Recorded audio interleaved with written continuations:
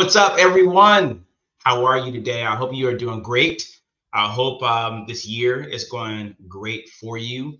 And for those of you, before I jump into what I want to go over, for those of you that have not met me, why haven't you met me yet? But nice to meet you. I'm Josh Smith. I am the founder of a Great Above College Planning and a Great Above Consulting. And what we do is we try to we educate families, we educate parents, we help parents understand some of the pros and cons of different scenarios or options when it comes to planning for college, whether it be saving for college, saving on the cost of college. The idea is that we educate and empower our families, starting with the parents, on how to get their kid into a great college at a reasonable price. We always say the right school for the right reasons and at the right price. And I'm a big believer that what you don't know can definitely cost you. So we're live, and I appreciate you joining this particular video. A couple of things I want to talk about. So for those of you that haven't met me, and for those of you that may know me, some of you may not know that I've been college planning, as I've been a college consultant for maybe the last 8 years. And there's been a lot of changes. There's been a lot of changes. I remember when the FAFSA went from January to October 1st. And then more recently, a lot of us are experiencing, for those of you that are families that had completed the FAFSA this year, and this is your first time, you're coming in at a very crazy time. This has been a major financial aid FAFSA overhaul. For those of you that don't understand and don't know about FAFSA, it's the free application for federal student aid. Okay, so it's been a lot of changes, a major overhaul. And the idea was to simplify the process, making it easier for families to complete the FAFSA and qualify or provide information to see if they qualify for financial aid. And in simplifying the process, it's actually made it a lot harder, more challenging, right? Hopefully, this kind of fixes itself over time. They work on some of the kinks and things moving forward in the upcoming years or even later this year become easier for many families. But there's just the whole point I'm making by saying that there's been a lot of changes. And for those of you that have joined the webinar that I did maybe a few weeks, maybe about a month ago now, in March, a little over a month ago, I talked about college funding.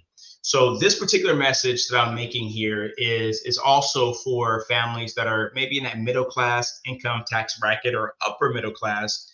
And we want to talk to you about a new way to the new way. I think it's actually the only way, and this is my opinion, to plan and prepare for college. Because of some of the changes, because of so many things going on, I'm going to say a few things here that some might disagree with, and there's always a group of people or a handful of people that disagree for no reason other than they just like to disagree with certain things. But I'm going to mention a few things here that I think are important to know, important to understand. And this is ideally for those of you that are middle income, middle income families. And for those of you that have younger students, maybe you're going through the process. Finagling on my computer here, and you might be going through the process. This message is really for you. So, as I mentioned, I think this is something that needs to really be understood by parents. So it's unfortunate to say, but this is an opinion of mine. Your money as a family, as a parent, is more valuable to colleges oftentimes than your student is. Okay, your money, your ability to pay, is sometimes more valuable to the university than your student might be, although it shouldn't be that way. Colleges are businesses, not just businesses, they're big businesses. Yes, they're institutions for higher learning. They provide a great experience, right, for your student, especially if your student is choosing the best fit university for them. But they are businesses, and we can't, as parents, we can't, as families, forget that. Sometimes, as we go through this process, we let our emotions get the best of us. We let our students sometimes dictate what's best for them, right? And I think it should be a team. It should be you as a family, as a team, working with your student, kind of making the decisions together, right? What makes the most sense, not just for them academically, socially, but also for you financially. So And unfortunately, many families, right?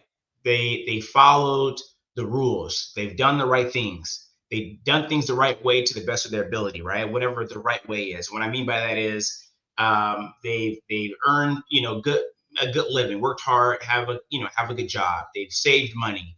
They prepared their student for college. They complete all the paperwork, all the financial aid forms. They watch several videos and listen to all these experts, right? Talk about how your student can graduate with no money out of pocket, debt-free degree, scholarships, all these things.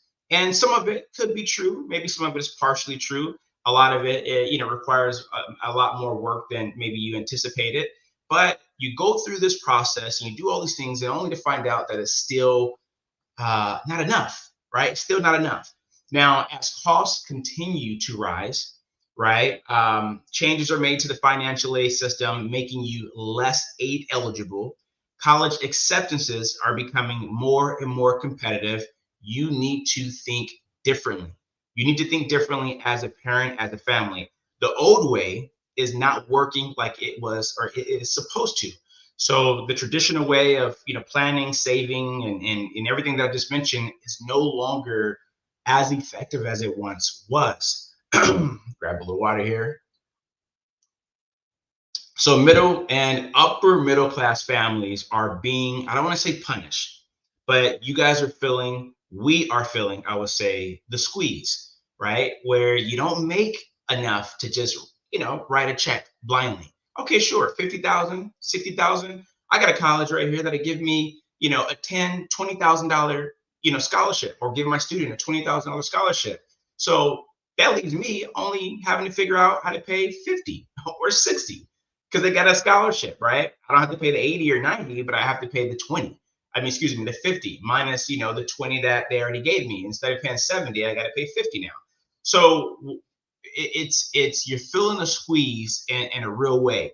The FAFSA, the CSS profile, they are supposed to help you receive financial resources, financial aid, but it's no longer really helping families, right, get money that you need as much as it's helping the universities identify who can afford their college education.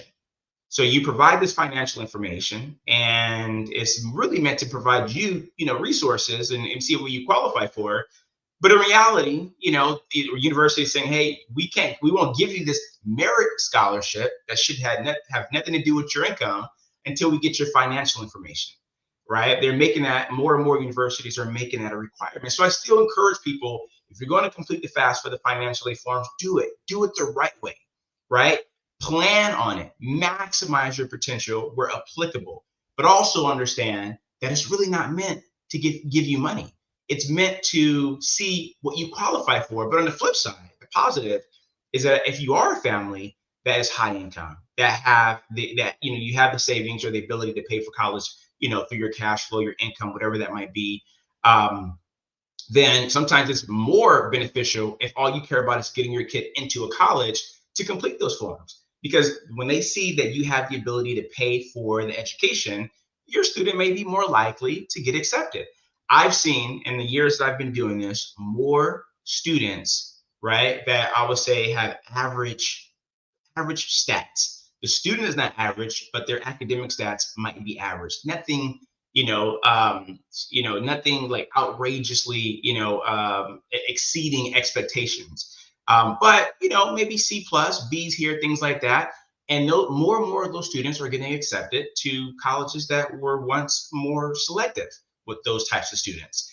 And this is not the case for every student in every situation, but I feel this is an opinion that more colleges are considering students and families that are less aid dependent and more aid independent, whereas they go to a decent high school, right? Typically, if you are affluent, your student is not going to go to a poor high school, or your student may actually be coming out of a private school. They may not be the most exceptional, but you have the money to pay, and they'll make it work. Now, that's not the case for every university, right? You still have your very, very selective universities that care a lot about the academic profile, the student that they're attracting that can handle the rigor of the curriculum that university might, have in play. They want students to matriculate, but they want money, right? They also want money. You have to understand that as parents. So conventional savings and thinking, the way you thought about things should be reevaluated. Just because your student is a good student does not make them a good writer. Just because they, apply for certain scholarships does not mean that they're going to win those scholarships. So a good writer is not necessarily always a good essay writer, right? When it comes to what the scholarship, committee may be looking for, or a specific enrollment committee or a university may be looking for.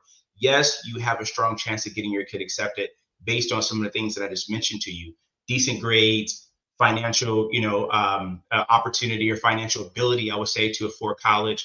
But the way you thought things should work out for your student may not always be the case, depending on where they're applying and your unique situation. Also, when it comes to traditional savings, right? When you're saving money for college, a lot of people use a 529 and other, forms of savings. I'm not saying that those are wrong. All I'm saying is don't put the cart before the horse, right? You want to have a plan or a strategy and then figure out what needs to happen when it comes to the product or the program or the accounts that you're going to utilize to pay for college. So you want to make sure that one thing I think is always important to understand is that the colleges are investing in your student and you are investing in the college, right? So understand that this is a business transaction. They're investing in your student or your family because they know you have the ability to pay them, right? At the same time, they are, investing in the longevity of your student. Year in and year out, they're going to continue year over year. They're going to make X amount of dollars. But also, once your student graduates, is your student likely to be that type of student that contributes back to the university, right? Monetary benefit for the school. So they want to make sure they are protecting their legacy by attracting and accepting the right students. But you also, as a parent, need to make sure that you're investing in the right school for your student. You don't want your student to drop out. You don't want your student to take 6 years to graduate. You don't want your student, to be unhappy wherever they go. And you also don't want to either go broke in the process, pillage, take from your retirement account, right? Stop saving or contributing to your retirement, doing some of those things that are important for you as a family in order to get them into a specific college or university. You want to make sure you maximize your return on investment as you're sending your kid through this next chapter. So to get the max or the highest ROI, I'm not just gonna, give you a rant about what I think and all my opinions as I have been doing so far for the first, I would say, I don't know how many minutes I've been ranting and talking, but I want to talk to you about some things that you want to do or want to consider. I'll say the first maybe 13, 14 minutes I've been ranting. And if you're still with me, kudos to you. Thank you for being with me. So I want to talk about some things that you want to consider. So if you have a notepad, write some things down, and I plan on making a video on a lot of these topics, maybe individually to isolate and talk more in depth about some of these things. But in the meantime, we're live. Let's talk about this. So what you want to do is the new way of thinking should include the new way to plan for college is your student. Remember, your student is the product. Okay, they're the product. Marketing them, you need to market them accordingly, right? The best marketing typically gets the best offers. So what I mean by that is your student is someone that the college wants. And you need to, us as parents, when I say we, need to make sure that colleges understand how valuable our student is compared to the other students out there for that specific university. Same thing when it comes to applying for scholarships. You need to make the person on the other side of that scholarship, that's going to determine if your student wins or not. You got to make them understand why your student was meant for this particular award or this opportunity. But your student is the product, and you must market them. Apply to multiple universities, leverage your aid offers, do some of those things to negotiate and put your student in the best situation to get the best deal, your highest return on investment. The second thing is Loans to pay for college are not bad, okay? Just think about that. Irresponsible debt is. So just because you take out or leverage or utilize a student loan, you may be doing it because you have a greater opportunity to get a good return on your investment, right? There's opportunity costs. Now, I'm not saying you should just go out there and get loans, or you should just irresponsibly take out, a bunch of debt when you don't have the ability or a repayment strategy to cover that loan or that debt. But there's this myth that student loans are bad, but no one says mortgages are bad when you go buy a house. No one would disagree that you may need a loan to go purchase a car, right? Or maybe a new business. Any capital purchase, any large purchase, most people use loans. But a loan is a way to leverage, right? It's an opportunity. It's not meant for you just to kind of be in debt for the sake of, frivolous spending, I would say. So just take that out of your head. Loans are not bad. They can be very opportunistic with the right strategy.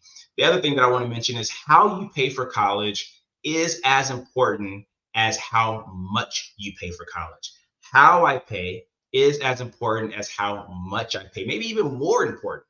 Okay, so just keep that in mind. These are some of the things that you want to understand as you go through the process. Your student needs to apply to who will want them and not just where do they want to attend, AKA their dream college.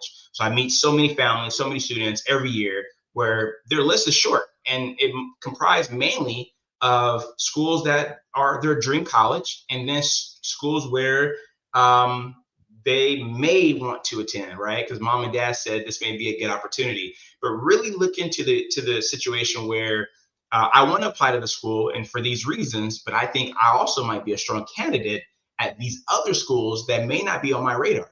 And the reason why that's important is A, you may get a really good opportunity and offer at those schools that will want you, but B, you want to be able to leverage your offers, right? I got 50,000 over here. I only got 10,000 over here. Well, I really want to go to the school over here that gave me 10,000, but the school that gave me 50,000 actually is more enticing from a financial perspective. How can I leverage this $50,000 offer to see if I can get a little bit more from the school that maybe offer me 10,000? And granted, that's not going to be the case at every university or every situation, but you want to have a well-balanced list of schools, not just where you are a big fan of or where you want to attend, but will, I would say reciprocate and want you as a student as well. So moving on. So saving on the cost of college is more important than saving for college. There's a lot of families that I see in different forums, different places that ask me questions, a lot of it about saving for college. Now, saving for college is very important, but reducing your out-of-pocket expenses, saving on the cost of college is really what you should be focused on in addition to saving for college. There's a lot of advisors that I know out there, a lot of families that have had advisors and that started saving when their kid was, tiny, infant, newborn, excuse me, at birth. And what they thought they needed to save for, coming to find out, they didn't have enough. It wasn't enough to cover the real cost, 10 years later, 15 years, 20 years, however that time came by years later. The cost of college is increasing rapidly. So saving something is better than saving nothing, but you also want to keep in mind the impact that your savings is going to have on your ability to pay. The overall cost and how you can reduce that cost and how your savings is going to support that. So it's really planning, right? It's really having a good understanding that saving for college is something else I need to consider in addition to saving saving on college is what you need to consider in addition to saving for college. Hopefully that makes sense, and I didn't confuse anybody by that. So also, private scholarship search begins now.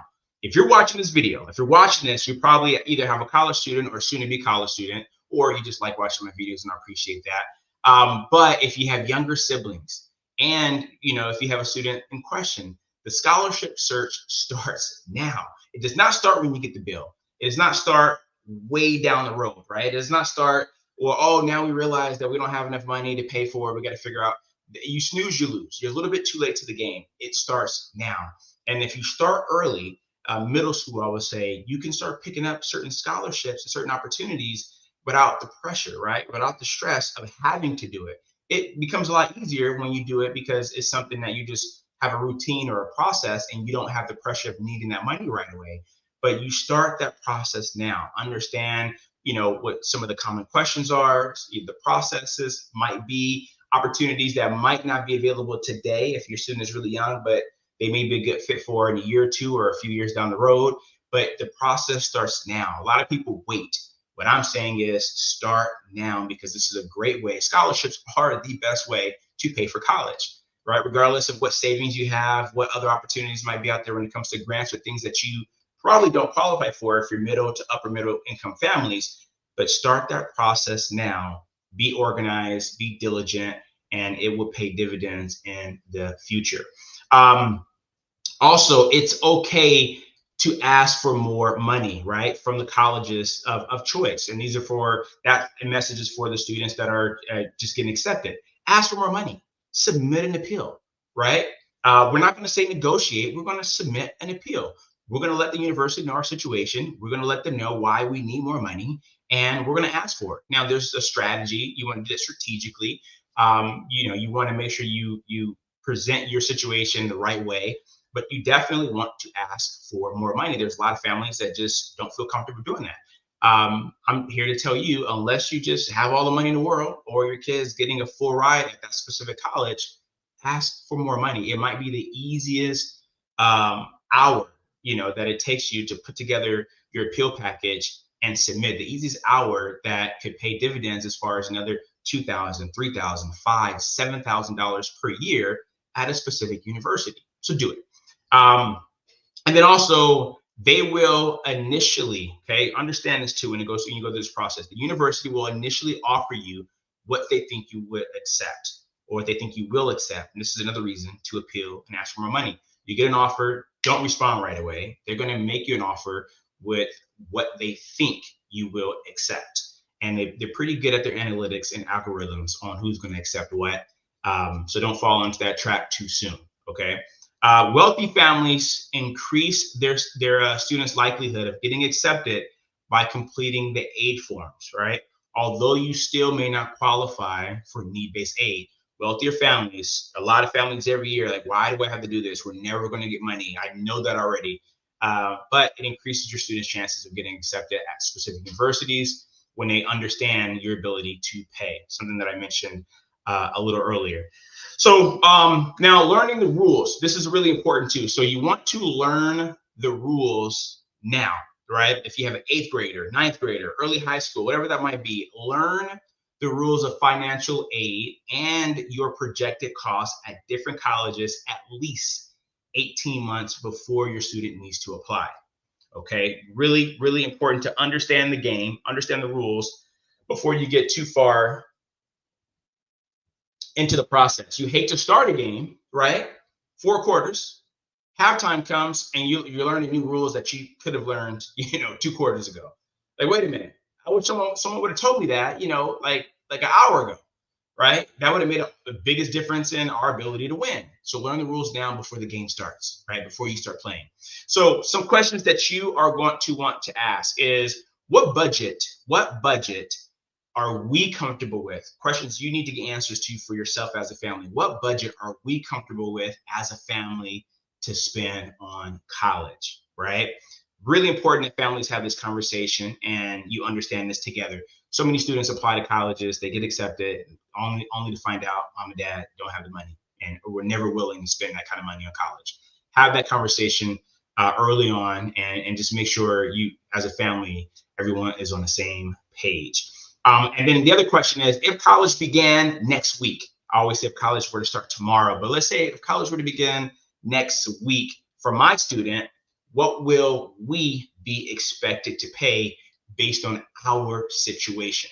That's not an opinion, right? It's not an opinion. It's a projection, maybe an estimate, but it's definitely not an opinion, of that you may get from other people. Right? You need to do your due diligence and research. There's net price calculators. There's softwares we provide. Let me show you. Let me share my screen and kind of show you a little bit about what we do, but you need something like this. Okay, you can see my screen. So if college were to begin tomorrow, what are we expected to pay? So this right here is kind of giving you a little bit of a idea of what someone may be expected to pay. Okay, aid eligibility about 41,000, and making some changes. That goes into a few more of my questions I have right here. I'm going to kind of remove. There you go.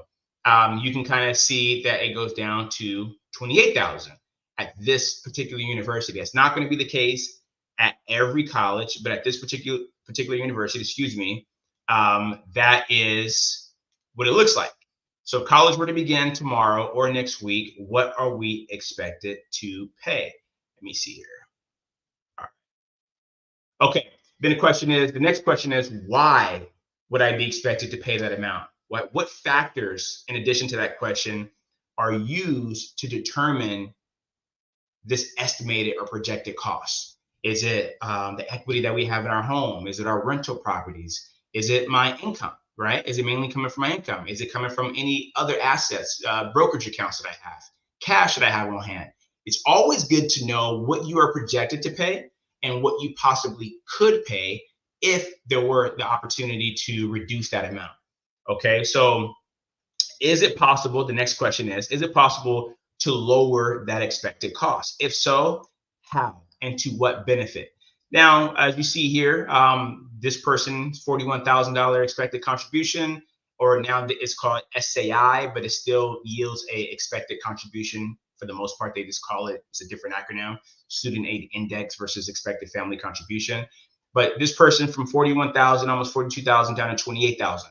So this doesn't tell you, in this, this is one little snippet of this report. It doesn't tell you what they have to do, but you can see the benefit.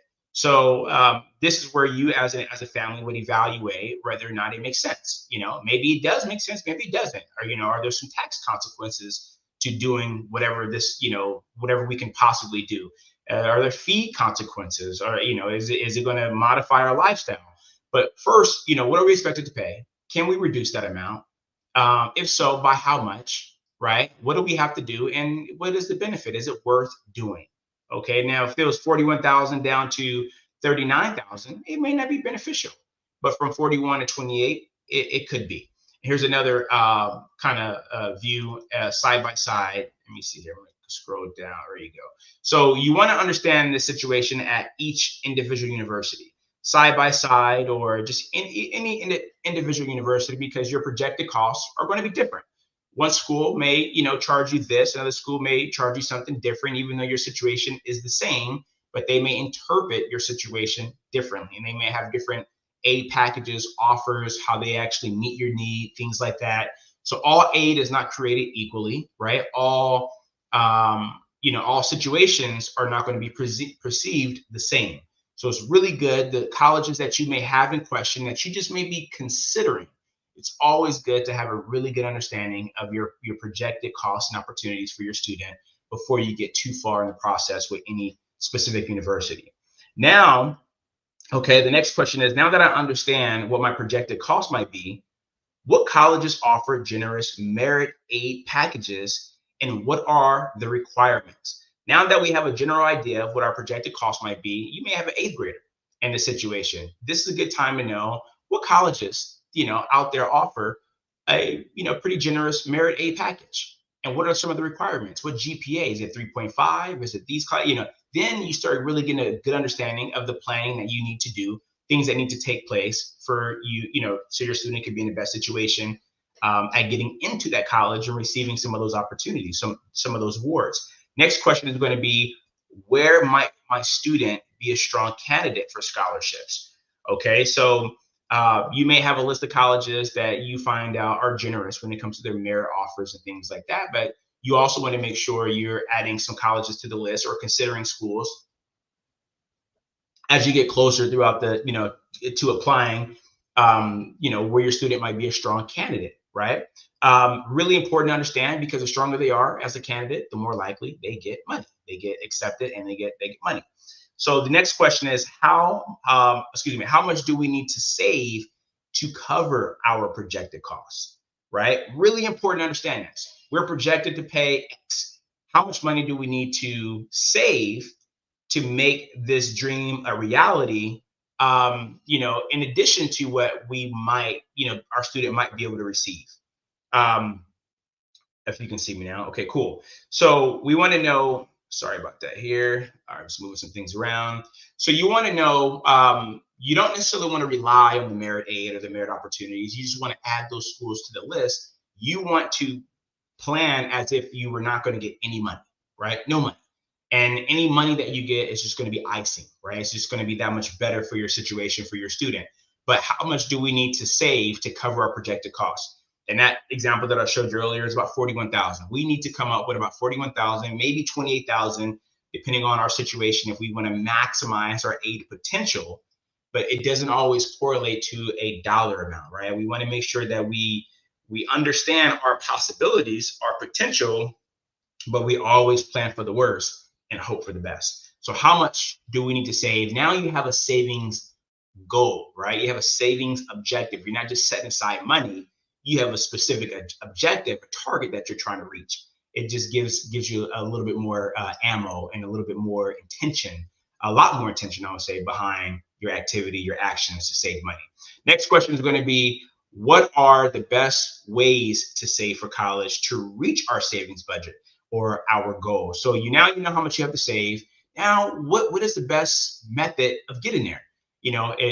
Should we invest in more real estate, right? Should we buy more properties and get our cash flow going through rental properties, or flipping if that's what you do? Should we, how much money do we need to put in at our 529?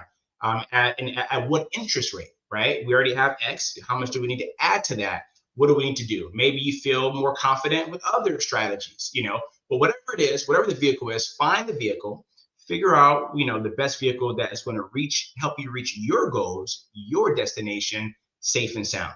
That's what's really important. Is it going to get you there safely and in a very secure way, based on what you are trying to accomplish, the target you're trying to hit. Next question is, and this is the last one of two, is what are options that will help us save on the cost of college, and not just for college, as I mentioned or talked about a little earlier, that would help us stretch our savings, stretch our budget, even if the costs increase over the next couple of years, right? Is it going to be, what do we need to learn? We need to understand maybe appeals, how that process typically works, work study, how to win private scholarships. So what are some of the other things that we can do? Sometimes people buy condos, right? That may be something to do a couple years and maybe in advance, or depending on the timing and the cash flow that you can get from a condo or rental property may offset some of the room and board that your student would typically have to pay at a university. So start understanding and entertaining some of those things, but these are the questions that you want to ask, and some of the self-discovery that you want to go through as you are preparing to send your kid off to college, even if you have a few years to go. And then lastly, what are the best funding strategies, not products, strategies, right, that we can implement when the time comes to pay the bill that will also help us stretch our dollar? So we talked about, the type of programs, accounts. So should we buy rental properties, 529, say, whatever that might be. But then you want to also understand, what strategy am I going to use with that money, with that account, that is going to allow us to stretch our money as far or as long as possible. So don't want to confuse you, but a lot of people always ask, hey, we have a 529, we've been saving our 529. Do we stop when our kid starts college? Do we continue? Do we take out student loans because we don't have enough for all 4 years in our savings? Do we take out student loans and then in the end use our 529? Do we begin with our 529 and then take out loans? So understanding maybe one or two strategies that might be ideal for your situation is also very, very important to know and understand. So this was a long one. Thank you for those of you that stuck around. I'm going to try to make a video. I will make a video on each one of these to kind of go into greater detail. If you got questions, I got answers. We have a team of people, that will love to, just answer some of your questions, educate you, give you a good understanding of what you need to do. And it's very educational, very much empowering. No sales. If you have a question, get some answers. Okay, get answers. Do not leave it to chance. Don't wing it. But a lot of what I said earlier is true, right? They're making it harder. Now, I did a webinar, as I mentioned, about a month and a half ago on funding. We're talking about funding because it makes sense to focus on paying for college, not so much financial aid. If you make a lot of money, they're not, your chances are you won't qualify for financial aid. Your student will get married and you have to figure out how to bridge the gap and pay for school. Your focus needs to be on understanding how to pay for college the best way that doesn't modify your lifestyle, allows you to do all those other important things that you want to do as a family, not just today but also in the future, retirement, vacations, things like that. So if you have questions, you saw the report. If you want that report, we give that away, that information away for free for many of the families that just want to understand their situation a little bit better. But reach out to us, Josh Smith, again, a grade above college planning. And I appreciate you guys investing some time and hearing what I had to say and learning a few things that I mentioned. Have a good rest of your day, and I hope to hear from many of you